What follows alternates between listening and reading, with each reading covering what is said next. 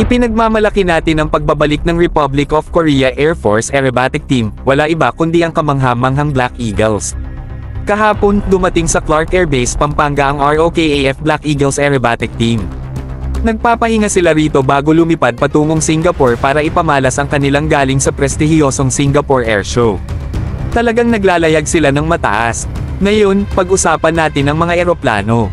Ito ay ang KT-50B Golden Eagle, ang kagalakan ng 53rd Air Demonstration Group, mas kilala bilang ang Black Eagles ng Republic of Korea Air Force. Ang mga ito ay handang magpasiklab ng kanilang galing sa pagpapalipad, precision, agility, at sheer awesomeness. Pero teka, may mas mahalaga pa. Ang Black Eagles ay hindi lamang kahit sinong aerobatic team, sila ang simbolo ng kahusayan at precision sa langit. Sa kanilang mahusay na mga galaw at perpektong mga formation, tiyak na mag-iwan sila ng mga manunood na nagugulat at humahanga. Sa paghahanda nila para sa official Singapore Air Show, ipinapaalala ng Black Eagles ang lakas ng dedikasyon, teamwork, at pagtutok sa kahusayan.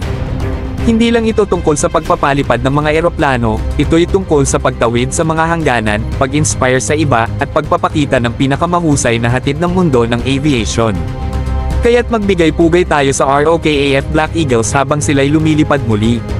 Mula sa mga langit ng Clark Air Base hanggang sa entablado ng Singapore, sila ang sumisimbolo ng espiritu ng pagbabago, kasanayan, at pagmamahal sa sining ng pagpapalipad.